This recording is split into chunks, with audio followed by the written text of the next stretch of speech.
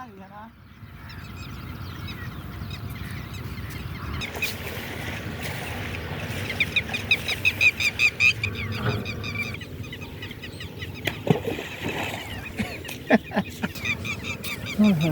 चल चलिए बल्ले पास। ये हमारा दोस्त जैन अली, कितने फिर रहे हो आजकल तुम? ये आपका डेरा है। ये डेरा ਤੁਹਾਡਾ है? हाँ जिंदाबाद।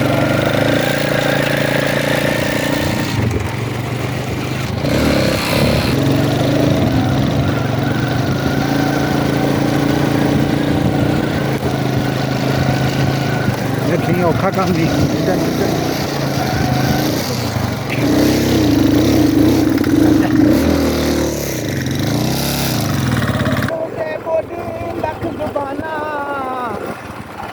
रहंदे चुप चपाते हो।